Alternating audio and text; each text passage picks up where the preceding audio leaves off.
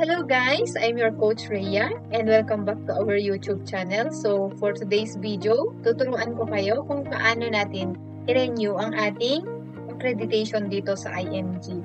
Pero bago ang lahat, bakit nga ba kailangan nating mag-renew ng ating accreditation? Para ma-enjoy natin ang mga benefits dito sa IMG, ang more than 60 benefits dito sa IMG. So ayan, let's start na.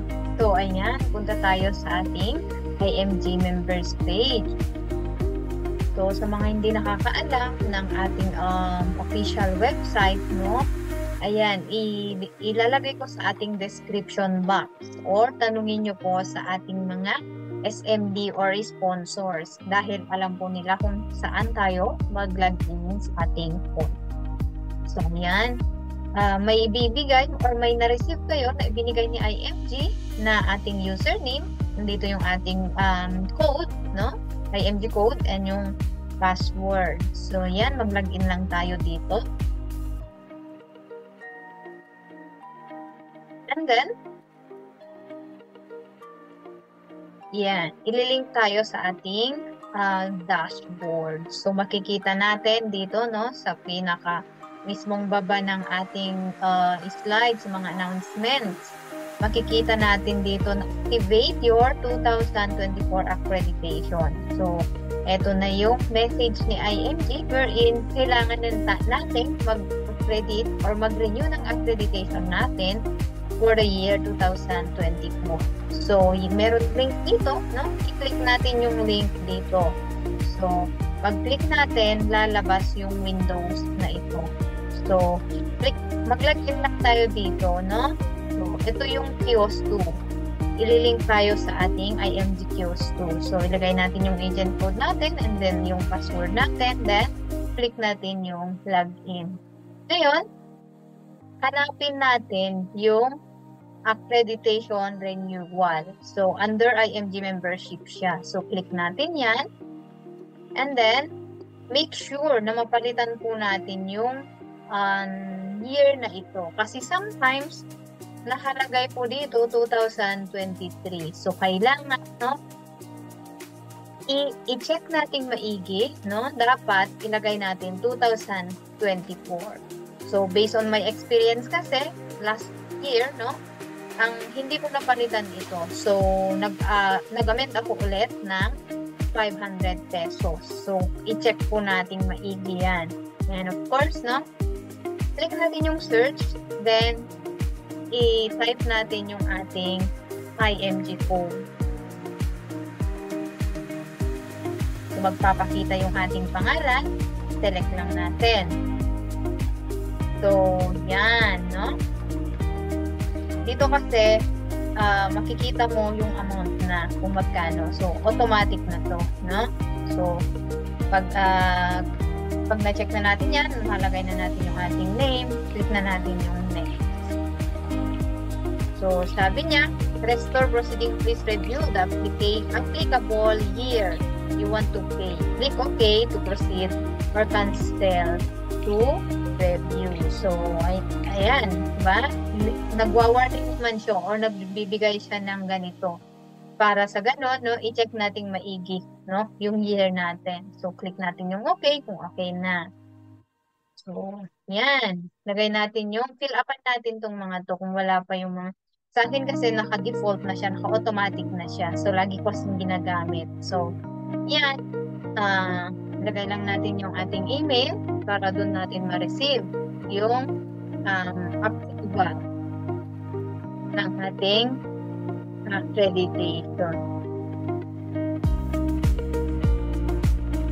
Then, marami tayong option kung saan ba tayo pwedeng magbayad. Pwedeng Nuracash bills, no? Ito yung pinakamabilis na ma-approve yung ating payment or accreditation. May BDO bills payment, Palawan, credit card, remittance, bank deposit, or bank transfer.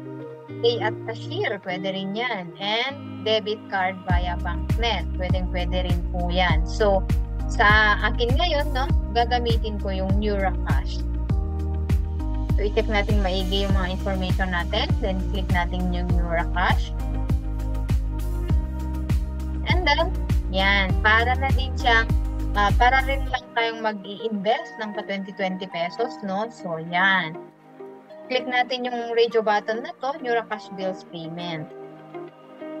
And then, click natin yung country kung saan tayo ngayon or kung yung billing address natin na nakalagay before. So, yan, since nandito ako sa Hong Kong, ipiliin ko yung Hong Kong, no? Yan, lagay natin yung ating address. And then, yung zip code. Ano ba yung zip code natin? So, 852 dito sa Hong Kong. So, yung number natin. Then, after that, click na natin yung next step. So, click natin yung mga, or basahin natin yung mga messages dito, no? And then, click natin yung mga tatlong boxes. Then, click natin yung submit. Yan na. So, bibigyan tayo ng e-pay reference. Yan na. Kailangan natin later on sa ating pambayad or sa ating Neuracash. So, mas maganda kung i-copy-paste na lang natin to. Kasi para iwas typo error. Yan. So, tignan natin, no? Then, na maigi, no? Check natin yan maigi para hindi sayang yung ating maibabayad. Kasi additional 500 pesos yan pagka nagkamali po tayo, no? Or mas matagal pa yung matagalan yung ating approval, no? So, click natin yung link dito, no? Log in to your personal Neuracash account. Yan. At ito, click natin yung link dito. And then, yan. So, mag-login tayo sa mga wala pang Neuracash account dyan. Kung bago ka pa lang, no? Mag-ask ka ng help sa iyong sponsor o sa iyong SMD, no? Para matulungan ka. Paano buksan ang ating account sa ating Neuracash. So, click natin yung login. So, yan. Dapat kung ano yung email mo sa IMD dati na sinabit mo, dapat parehas din dito sa Neuracash. Click natin yung login. And then, yan. Ito na rin yung dashboard mo dito sa Neuracash mo. So, click natin yung bills payment. Then, click natin yung plus button dito sa my right side. So, biller name. Click natin yan. I-select natin ang International Marketing Group. Then, syempre, yung subscriber name, kung ano yung nakapangalan dito, no? Kasi pwede naman na hindi sa'yo yung babayaran or magbabayad ka ng kating mo, magbabayad ka ng iba, magpapasuyo sa'yo. So, pwedeng hindi yan kaparehas ng iyong pangalan. So, kung ano yung nakalagay dito sa ating payment instructions, yun din yung ilalagay natin dito sa subscriber name. So, capital lahat yan. And then, yung e-pay reference. Ito na yung e-pay reference kanina na sinasabi ko. So, copy-paste nyo na lang, no? Para iwas typo error. So, paste natin dito. Then, yung amount, no? And dito yung amount, 1,500. Dapat equal siya. Kasi kung hindi yan parehas, no? Hindi sila the same, hindi po mag-proceed itong bills payment natin. And after that, click natin yung send.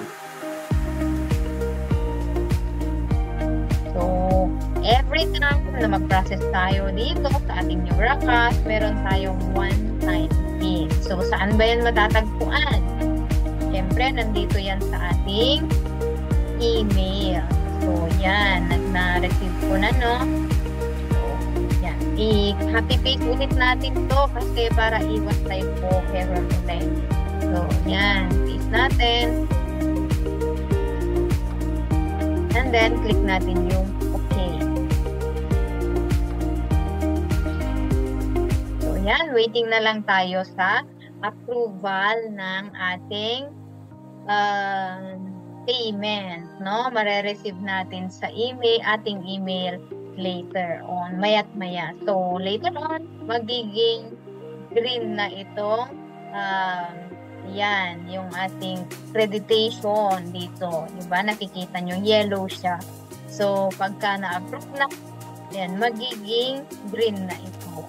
So, yan, thank you so much for watching. So, hope this video is helpful, and of course, kapag nakatulong to sa'yo and alam mong makakatulong din sa iba, nakatim natin or ka-IMG natin, i-share nyo lamang po itong aking video na to. So, maraming salamat and see you on my next video. I am your Coach Rhea, handang tumulong sa iyo.